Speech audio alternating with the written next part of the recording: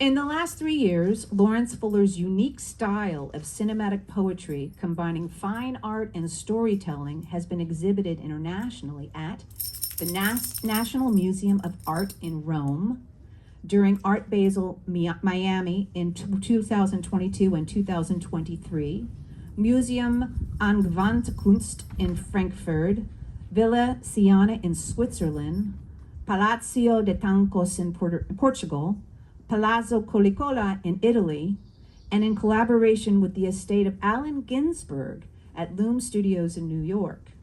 His collaboratives include actors, poet Vincent D'Onofrio and Val Kilmer, as well as a number of accomplished painters including Henrik Ulladen and Tanya Revilis.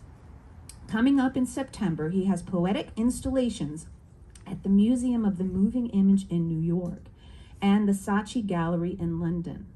As an actor, Laurence most recently portrayed the iconic painter David Hockney in the HBO Max series Minx, and has been the lead actor in a number of films, including Road to the Well, Apostle Peter and the Last Supper, and Paint It Red. Wow! Welcome to the stage, Laurence Fuller.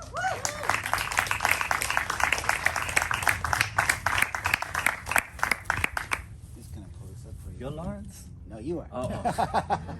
I'm just Lawrence's helper. Oh. I'm just making this higher for you. Thank you. You need that? Thanks for that generous reading. I have a fairy tale for you. This is a part of an ongoing saga about the King of Paradise, and it's based on the painting by William Adolphe Bouguereau, the satire that's getting pulled into the lake by nymphs. And it's called Destiny. His stories echoed in my ears, the tickling with sorrowful cheers of the fawn I once was, now drifting away, fading with the silhouette of who he was for years. Small figures twisted from clay, played out in the theater of dreams washed away, broken branches left in my wake, unto the river to cleanse my thoughts at the break of day. The sun rising, reflecting off the water's face, Aphrodite's daughters were bathing in the lake, sheets of falling crystals shattered in the pool. She was the eyes of the forest, and its downward spiraling iris compelled my very being to its center. A frozen stream at the core of its soul grasped my feet, my calf, my body in whole.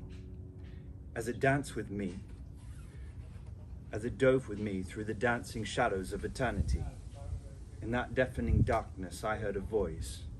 It's so sweet it could pierce a leviathan's roar, let alone the dull droning of the abyss it obscured, the eels and catfish from my gazing at its beautiful source. The queen in all her glory, her presence divine, her whispers that story of a place where poetry was all of life. She gave me an amulet. This piece I held in my hand.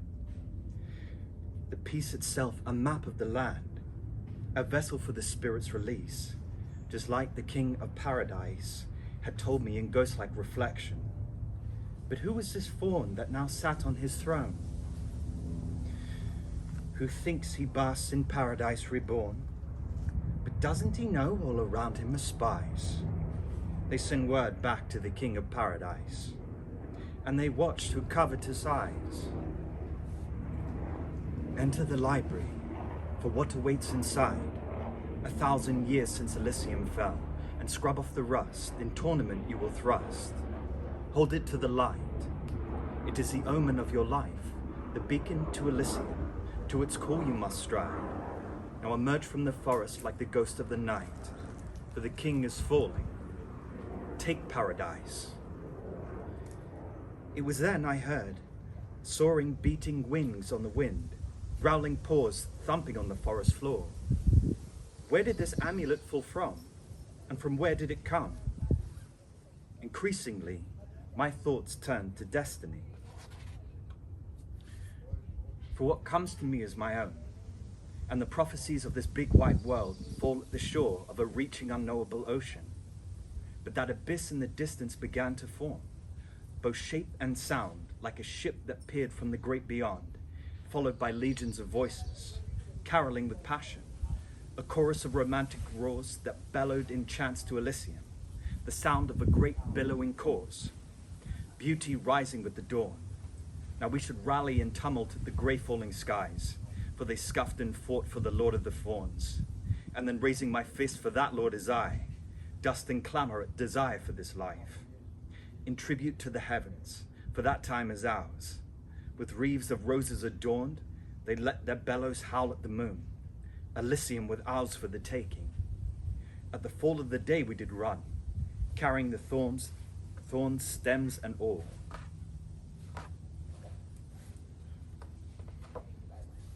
We met the followers and climbed up the heights and savoured the day for the lions and wolves. From that vantage I saw a life that did shine, scaled the citadel walls, the parlour of gods and monsters, of chariots all of fire. The falling wheel spins in wonder and the birds chimed with desire. A sudden burst of feeling as if death crossed our eyes, and existence sprang anew, an eternal sacrifice. Elysium was overrun with the bastions of beauty. They scoured and tasseled and felt the ornaments of sculptures and paintings, and they shuddered dripping with power, for paradise was ours. Yeah.